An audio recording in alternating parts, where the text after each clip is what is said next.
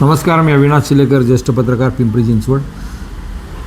तेली समाजाच्या वतीने जो उपक्रम, जी आदर्श आचारसंहिता विवाहाच्या बाबतीमध्ये, त्या संदर्भात आता 1 मिनिट फक्त तुमच्याशी बोलतो.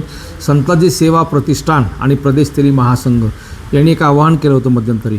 आदर्श विवाह कसा असावा, हुंडा न घेता साध्या पद्धतीने लग्न कसं करावं या संदर्भात जो विवाह, जी आचारसंहिता आखून दिलेली, त्या संदर्भातला हा पहिला विवाह आहे.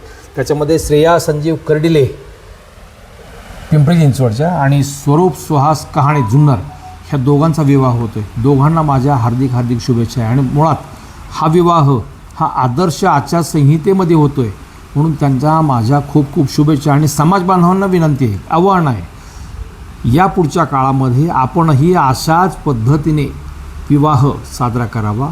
विवाह हे एक पवित्र बंधन आहे. हे 16 संस्कारापैकी एक संस्कार आहे तो. त्याच्यामध्ये उगीचच डामडौल करायचा, उगीचच नाहक खर्च करायचा आणि आतषबाजी करायची, हे काही बरोबर नाही. हुंडाबंदीचा कायदा आहे, परंतु आपण तो पाळत नाही, तो सुद्धा पाळला जावा. हुंडा हा आता कालबाह्य झालेला आहे.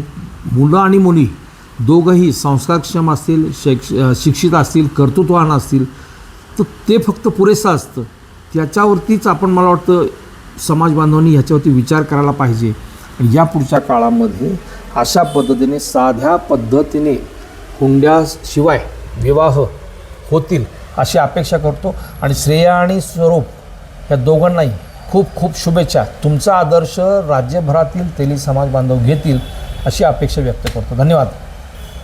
जय संताजी.